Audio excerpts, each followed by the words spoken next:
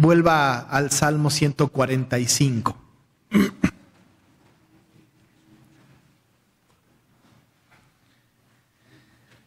Salmo 145. Y me voy a permitir repetir versículos 1 y 2 de Salmo 145, que dice así: Te exaltaré, mi Dios, mi Rey, y bendeciré tu nombre eternamente y para siempre. Cada día te bendeciré y alabaré tu nombre eternamente y para siempre.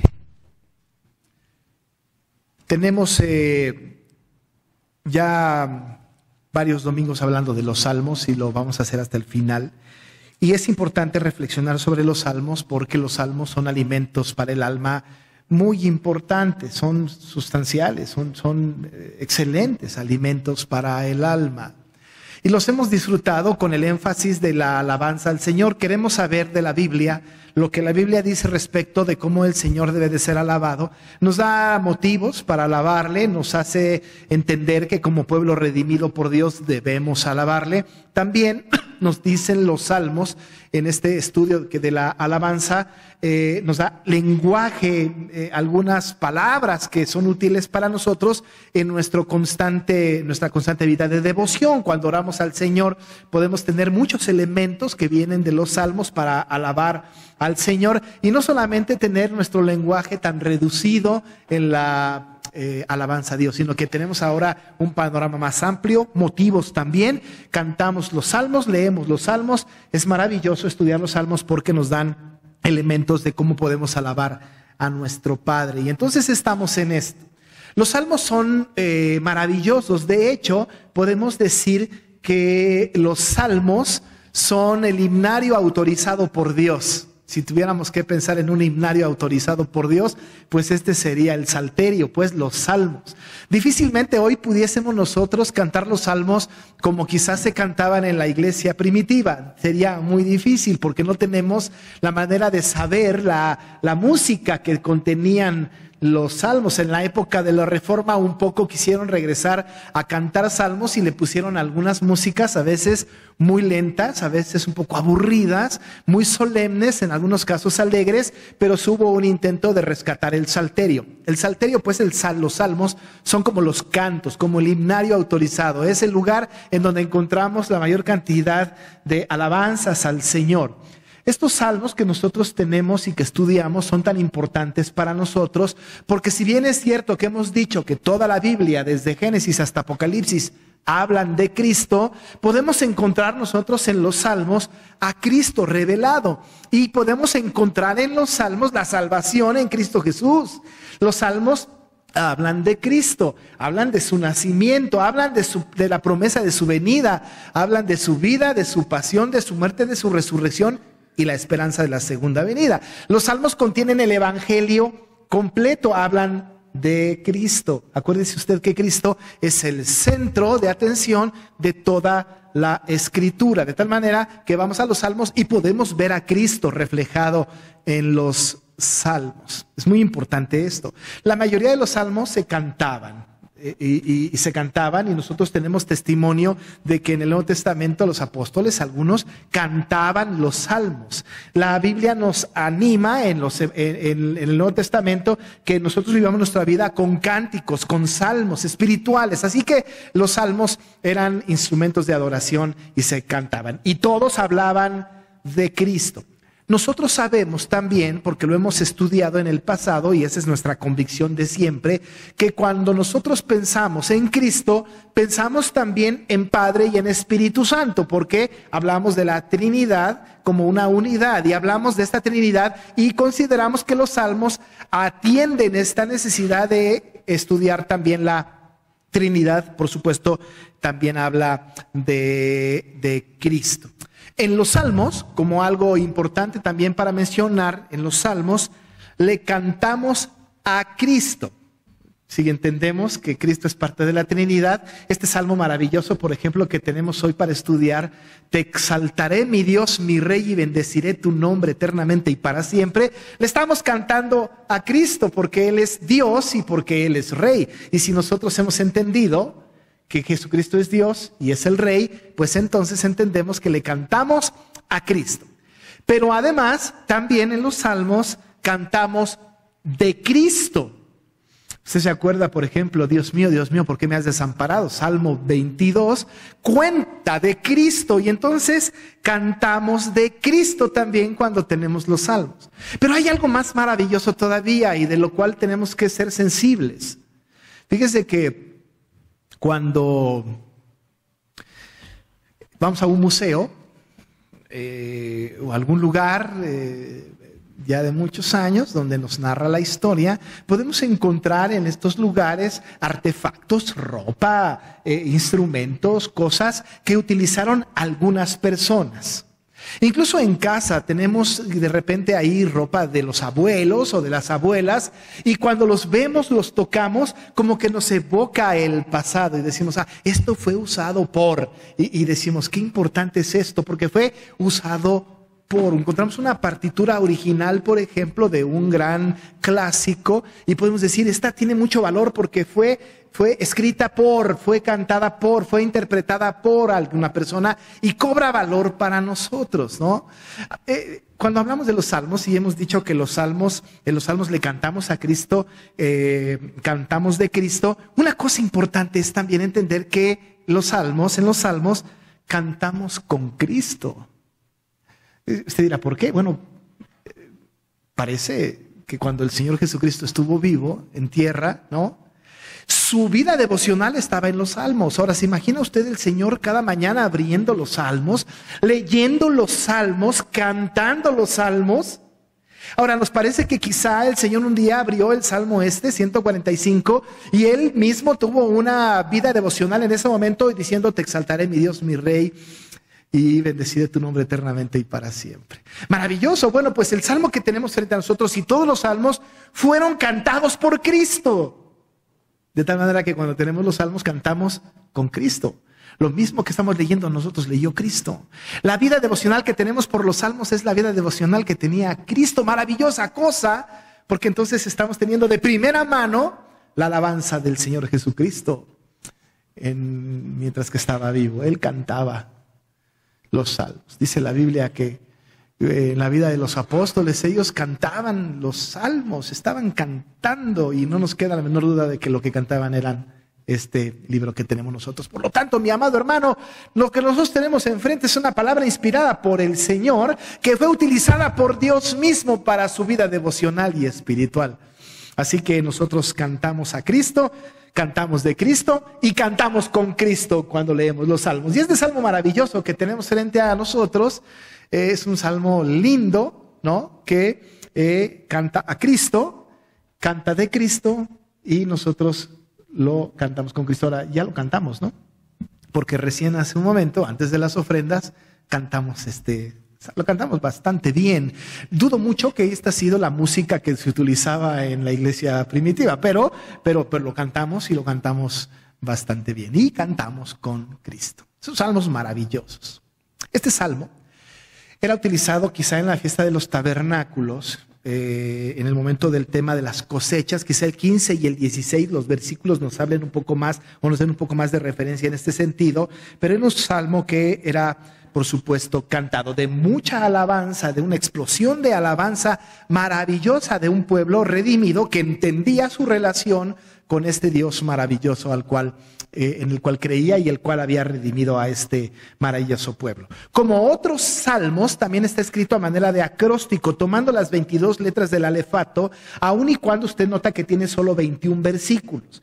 Pero hay una ausencia de la letra nun, que para nosotros es equivalente a N, esa no está, pero de ahí en fuera está escrito a manera de acróstico este salmo maravilloso. Entonces, en este sentido acróstico va dando ideas importantes ligadas una a la anterior y así consecutivamente hasta terminar este salmo maravilloso hablando de la alabanza de Jehová, proclamará mi boca y todos bendigan su santo nombre eternamente y para siempre.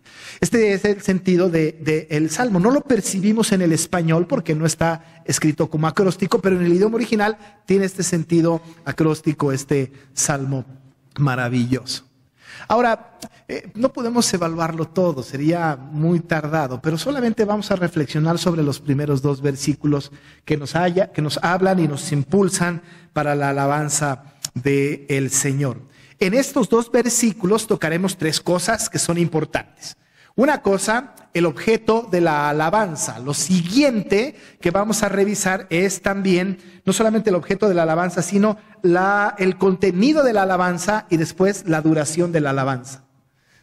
Ya con eso usted ya casi tiene idea de qué parte corresponde a qué. Pero lo primero que tenemos que revisar entonces es el objeto de la alabanza y es muy importante. El Salmo empieza diciendo, te exaltaré. Es importante que nosotros sepamos que cuando el Salmo habla así de te que exaltaré, está dirigiéndose a Dios, por supuesto, pero está usando una expresión importante de exaltar, de elevar el nombre de a quien que es exaltado por arriba de lo que nosotros pudiésemos entender como exaltar. Ha cambiado un poco en nuestro lenguaje, ¿no es cierto? Ahora, en esta vez, cuando fue escrito el Salmo, tenía una intención, te exaltaré. Quizá en el Nuevo Testamento cobre un sentido un poco distinto y más adelante, en nuestro tiempo, ahora exaltar también tiene un sentido diferente. En aquel tiempo, exaltar sí tenía que ver con elevar a la persona exaltada más allá de nuestra capacidad de imaginación, lo cual es casi imposible, porque donde se limita nuestra imaginación, se limita nuestra exaltación. Más cuando nosotros creemos en un Dios trascendente, maravilloso, que excede nuestro conocimiento. Entonces, cuando el salmista dice, te exaltaré, está elevando a Dios a un nivel mucho mayor de lo que él siquiera puede imaginarse. No como hoy que nosotros podemos exaltar y cuando decimos exaltar y exaltamos a alguien, decimos cualidades de una persona, pero hay un límite siempre. Siempre estamos limitados por nuestro lenguaje, nuestra cultura, nuestra manera de percibir la realidad. Pero en aquel tiempo exaltar tenía que ver con una adoración que rebasaba la imaginación, que no era posible describirla, pero era una exaltación maravillosa. Pero ¿a quién? ¿Cuál es el objeto de la exaltación de David? ¿Cuál es el objeto de la alabanza? Bueno, lo tiene usted ahí. Él dice, te exaltaré, mi Dios, mi Rey. Mi Dios, mi Rey.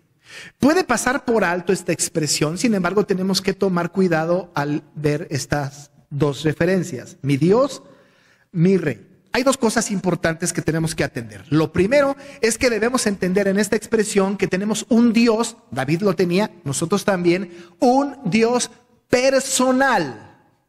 Un Dios personal. Cuando hablamos de un Dios personal, estamos hablando aquí de un Dios que es nuestro Dios. ¿Se acuerda de la Shema? Deuteronomio 6:4. Oye Israel, Jehová nuestro Dios, Jehová uno es, Jehová nuestro Dios. El pueblo judío podía decir de Dios es nuestro Dios. El pueblo que Dios había escogido para sí puede decir mi Dios. Nosotros que hemos sido redimidos podemos decir mi Dios, nuestro Dios. Ahora, el mundo afuera puede no reconocer al Dios que nosotros reconocemos como su Dios, aun y cuando digan que sí. Ahora, el mundo dice, hay un Dios. Y todos los caminos y todas las religiones conducen al mismo Dios. Eso está equivocado. Porque el mundo tiene la concepción de un Dios diferente al Dios revelado en su palabra. ¿Se acuerda de Josué? Le dijo al pueblo, ustedes pueden ir tras cualquier Dios, el que quieran, pero yo y mi casa serviremos a Jehová. Él sabía quién era su Dios, su Dios. El mundo tiene un Dios distinto. Y el que no es Dios, Jehová, entonces es del otro bando de Satanás. Pero el pueblo puede decir, mi Dios. Y David escribiendo, hace personal al Dios que está exaltando. Y dice, mi Dios, mi Rey. Lo hace un Dios completamente personal. Es algo tan importante porque nosotros podemos entender que tenemos un Dios que es nuestro Dios. No es Dios del no redimido, es Dios del redimido, pero Él sigue teniendo control del no redimido, sigue siendo Dios de todos, pero el que le puede reconocer como mi Dios es el redimido. Usted y yo sí podemos decir mi Dios, mi Rey, porque es el Dios en el que creemos, es el Dios revelado en su palabra. Tenemos un Dios personal. Entonces, el objeto de la alabanza es Dios, mi Dios. David lo hace suyo, nosotros también lo hacemos nuestro. Pero además, tenemos nosotros no solamente un Dios personal, pero tenemos un Dios plural. La palabra en hebreo en esta expresión, te exaltaré, mi Dios, Dios es Elohim. Ahora, Elohim dirá poco si no conoce el idioma original o el nombre, pero Elohim es la forma plural del nombre de Dios. Cuando usted va al Génesis 1, hay dos cosas que nos aseguran de la Trinidad. Uno, cuando Dios dice, hagamos al hombre, ¿no es cierto? Ahora, ¿hagamos quién? Pues hagamos nosotros, Dios Padre, Dios Hijo, Dios Espíritu Santo. Pero cuando habla de que Dios hizo, Dios dijo, usa la expresión Elohim. Ahora, Elohim tiene que ver con este Dios plural. La Trinidad completa estaba involucrada en la creación, porque es el Dios plural, el Dios trino. Y cuando nosotros pensamos en el Dios plural, pensamos en el Dios trino y le decimos a él Elohim. Ahora, hay una palabra en hebreo, la misma raíz, el o Eloha, que significa Dios, pero en singular. Muchos nombres en la Biblia tienen esta palabra el, o antes o después, como Ezequiel, por ejemplo. Él tiene que ver con Dios, Eloha con Dios, pero es singular. Pero cuando decimos Elohim, estamos diciendo un Dios plural. Y cuando hablamos del Dios plural, estamos hablando de la Trinidad. Entonces, no solamente tenemos un Dios personal, pero tenemos un Dios plural. Si en el Antiguo Testamento buscamos dónde está la Trinidad, cada que dice Elohim, encontramos la Trinidad. Es un Dios plural. Y así se llama. En la Biblia está llena de estas expresiones del Dios plural. Dios, el trino. Ahora David está escribiendo, exaltando este maravilloso nombre de Dios. Dice, mi Dios personal, mi Dios plural, pero añade, mi rey. Porque David entiende que además de tener un Dios plural y un Dios personal, tenemos un Dios soberano. Un Dios soberano es rey. Gobierna sobre todas las cosas, sobre todos los pensamientos, sobre todas las circunstancias de la humanidad. Tenemos, y David entendía, tengo un Dios soberano. Y decía, te exaltaré, mi Dios, porque eres mío. Mi Dios, porque eres trino. Mi Dios, porque eres soberano. Mi Dios, mi rey. El objeto de la alabanza es este Dios personal, plural y soberano. Él lo dice de dos palabras, rey y Dios.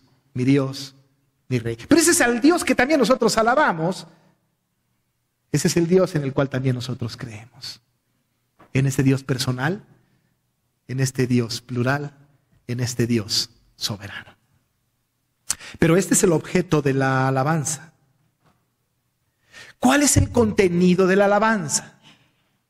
El contenido de la alabanza está en la frase siguiente. Dice, te exaltaré, mi Dios, mi rey, y añade, y bendeciré tu nombre. Bendeciré tu nombre. También es una frase que debemos de estudiar un poco más. Bendeciré tu nombre, de repente nos causa un poco de problemas porque eso que significa. Ahora, si yo pregunto a alguien, ¿cómo usted bendice el nombre del Señor? La verdad es que lo pongo en un lío, porque ¿cómo lo hace? ¿Hay una manera de hacerlo? Alguien dirá cantando, portándome bien, o diciéndole, Señor, bendito sea tu nombre. ¿Será suficiente esto? ¿Bendecimos el nombre del Señor solamente diciendo, bendito seas y ya? En realidad va mucho más allá de solamente decir o de solamente portarnos de alguna manera. El contenido de la alabanza, bendeciré tu nombre, tiene varias implicaciones que también son importantes. Una cosa que es muy importante es que esta expresión tiene una actitud. ¿Y cuál es la actitud? Ahora, la actitud tiene que ver con arrodillarse delante de Dios. ¿Por qué digo arrodillarse si no dice arrodillarse? Aquí dice bendeciré tu nombre. Porque usted no lo sabe, pero en el idioma original la palabra bendeciré es igual a la manera en cómo se traduce la palabra arrodillarse. Arrodillarse y bendeciré son las palabras en hebreo que son semejantes y de repente se tratan de manera indistinta. ¿Dónde se puede encontrar esta palabra en el original? Por ejemplo, se puede encontrar en el Salmo 95:6. Usted sabe ese salmo. El versículo 6 dice, por ejemplo, venid, adoremos y postrémonos, arrodillémonos delante de Jehová nuestro Hacedor. Esta palabra arrodillémonos es la misma palabra que se utiliza para bendeciré. En ese sentido, entonces, cuando se habla de bendecir, estamos hablando de una actitud. Ahora, cuando una persona está en esta actitud de arrodillarse, es muy importante. ¿Por qué? Porque implica sumisión. Nos pone en nuestro sitio. Nosotros estamos apegados a la tierra, Dios es trascendente. Es mayor que nosotros. Por eso lo exaltamos. Y cuando lo exaltamos, nos parece quizá en esta imaginación santa que tenemos ver a David de rodillas diciendo, bendeciré tu nombre. La actitud del creyente que bendice es una actitud de sumisión, sabiendo en el lugar en el que se encuentra y dándole toda la exaltación al Señor de rodillas. He escuchado a personas que dicen, bueno, pero uno se puede arrodillar con el corazón. La verdad es que no he visto un corazón arrodillado todavía. Está bien, si busca un pretexto para no arrodillarse, utilice eso, es efectivo en cualquier círculo cristiano. Pero no hay como hincar la rodilla, ¿no es cierto? No hay como estar de rodillas delante del Señor, pues es mi Dios, mi Rey.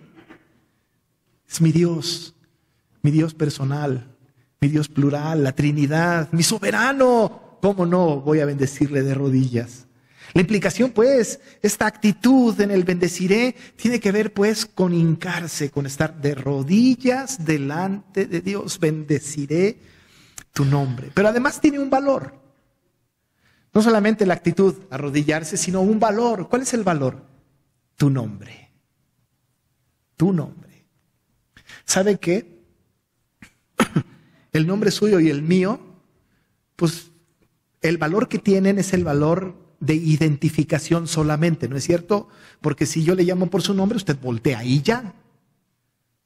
Pero yo no tengo que reverenciar su nombre. Ni lo tengo que decir muchas veces. El valor que tiene para nosotros tiene nuestro propio nombre es una identificación. En algunos lugares de nuestro país, en los lugares del interior de la República, a veces tienen el valor y significa algo, ¿no? Como Nictejá, caída de agua, por ejemplo, los nombres como que significan algo. Pero normalmente no tenemos le damos ese valor a los nombres, pero en la Biblia el valor del nombre es importante. Porque así como nosotros conocemos a Dios, tiene un nombre y tiene varios nombres, nos identificamos con Él y podemos entender por sus nombres que tenemos un Dios sustentador, nuestro estandarte, nuestro proveedor, nuestro escudo, el Rey de los ejércitos, el Rey de la paz. Podemos encontrar en los nombres del Señor una identificación y además cómo nos relacionamos con Él a partir de su nombre. Pero lo más importante es que el nombre de Dios debe de ser reverenciado. El Señor así lo dijo cuando dictó las tablas de la ley. No tomarás el nombre de Jehová tu Dios en vano. Hay una advertencia para el uso del nombre de Dios. El nombre de Dios es tan importante que tiene que ser reverenciado y no tomado en vano. Pero además de todo, dice Ezequiel, hablando del nombre del Señor, en 39:7, y haré notorio mi santo nombre en medio de mi pueblo Israel, y nunca más dejaré profanar mi santo nombre, y sabrán las naciones que yo soy Jehová, el santo de Israel. Haré notorio mi santo nombre. El nombre del Señor es muy importante, tiene un valor por sobre todas las cosas. El nombre del Señor es tan importante en este Dios plural que incluye al Hijo también, tan importante que al final del tiempo, Pablo nos da testimonio allá en Filipenses, de que al final del tiempo toda rodilla se doblará. Dice Pablo, para que en el nombre de Jesús se doble toda rodilla de los que están en los cielos y en la tierra y debajo de la tierra, y toda lengua confiese que Jesucristo es el Señor, para gloria de Dios Padre. Que en el nombre de Jesús se doble toda rodilla. ahí bendecimos el nombre de Jehová. Porque el nombre es muy importante. Así que está la actitud, arrodillarse, el valor, el nombre. Pero además hay varios motivos para hacerlo. El mismo Salmo nos da motivos para bendecir su nombre. Varios motivos en los que todos estamos de acuerdo y además la Biblia lo dice y es cierto. Por ejemplo, un motivo es que el Señor es grande. Versículo 3 dice, grande es Jehová y digno de suprema alabanza y su grandeza es inescrutable. Le alabamos y bendecimos su nombre porque es grande y digno de suprema alabanza. Le alabamos a Él, nuestro Dios plural y personal y soberano, porque es clemente y misericordioso. Dice el versículo 8, clemente y misericordioso es Jehová, lento para la ira y grande en misericordia. Nosotros le bendecimos. ¿Y cómo no vamos a estar de rodillas delante del que perdona todos nuestros pecados? Delante del que tiene para nosotros esa misericordia extendida, clemencia, que mereciéndonos la muerte nos da más de Él, de su misericordia. Claro que sí, le adoramos por eso. Pero además también le adoramos porque sostiene al caído y levanta al oprimido. Versículo 14. Sostiene Jehová a todos los que caen y levanta a todos los oprimidos. Ha caído, ha estado oprimido, Él sostiene y levanta. Y por eso exaltamos el nombre de nuestro Dios personal, plural y soberano. Y bendecimos su nombre. Además, le bendecimos porque es justo. Verso 17. Justo es Jehová en todos sus caminos y misericordioso en todas sus obras.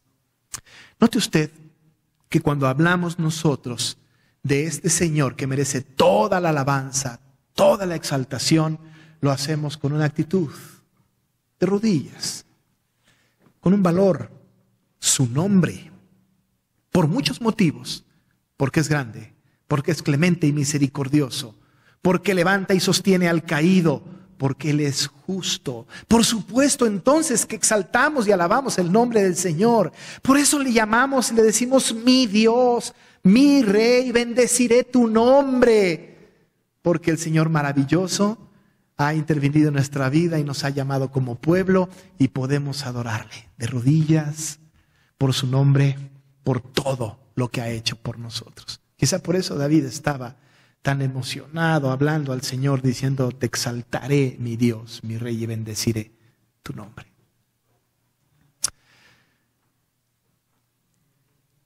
Todos nosotros tenemos motivos para alabar al Señor, exaltar su nombre. Porque Él ha sido clemente y misericordioso.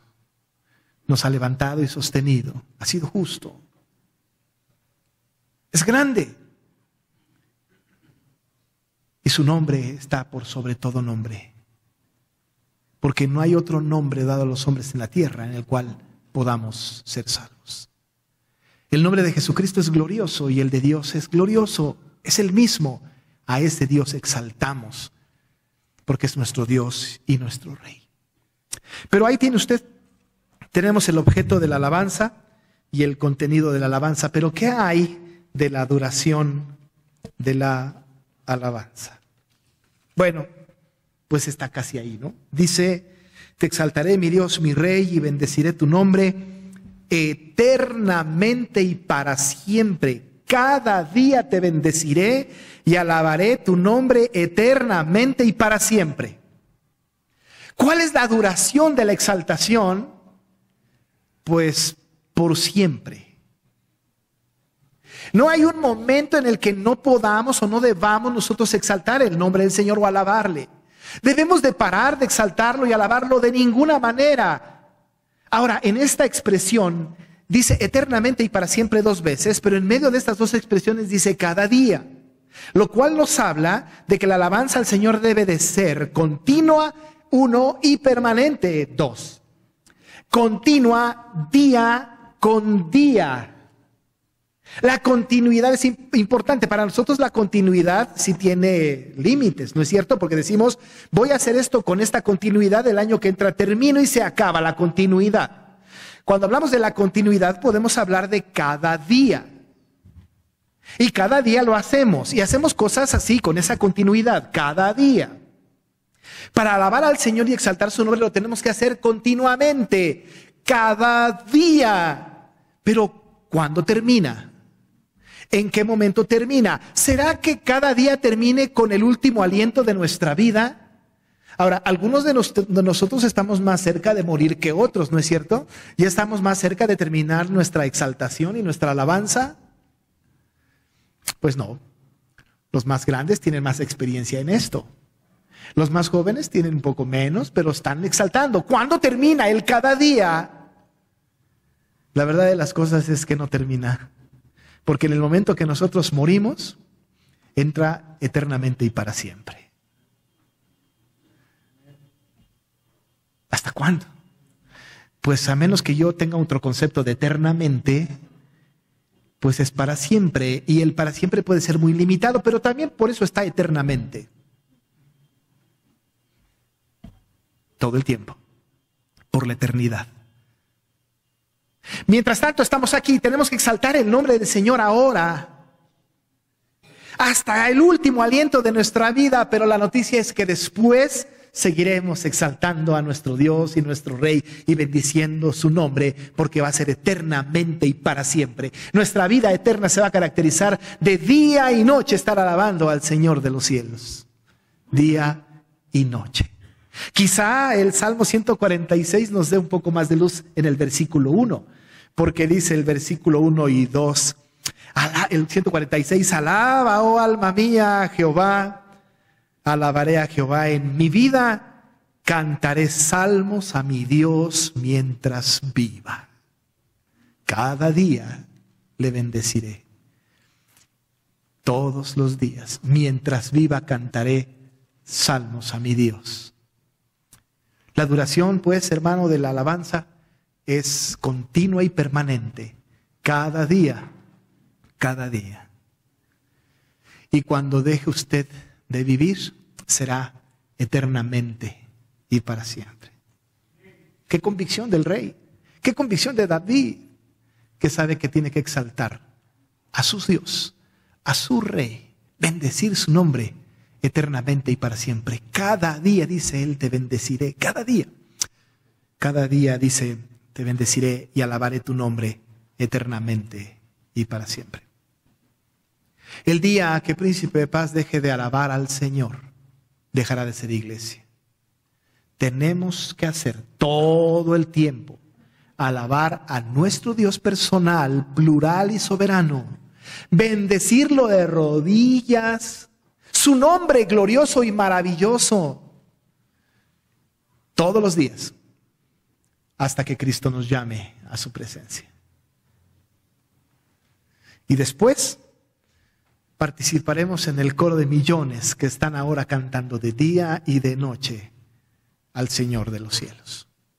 Ese es nuestro Dios, al que nosotros exaltamos, nuestro Dios, nuestro Rey. Le bendecimos su nombre eternamente y para siempre, cada día. Vamos a orar. Bendito Dios, te exaltamos. Dios nuestro, Padre nuestro, Rey nuestro, eres nuestro Dios personal, eres nuestro Dios trino, eres nuestro Dios soberano. Por eso te exaltamos. Bendecimos tu nombre, Señor, con toda humildad, humillados delante de ti.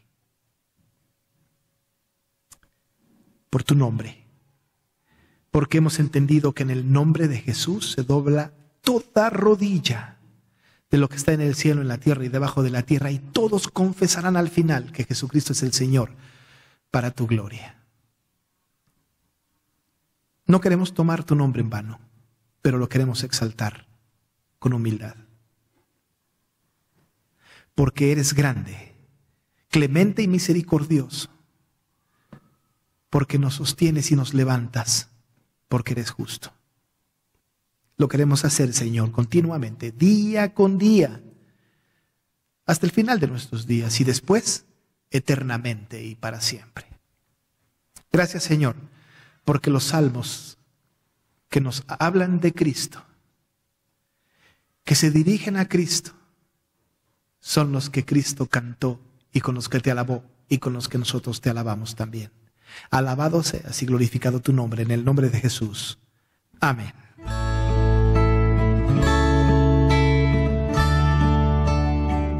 Iglesia Nacional Presbiteriana Príncipe de Paz, ubicada en Humboldt número 50, Colonia Centro, México DF. Si desea mayor información, puede comunicarse al 5518-6114 y 5518-5900 o en la página de internet www.inp-príncipedepazcentro.org. Recuerde que esta puede ser su iglesia.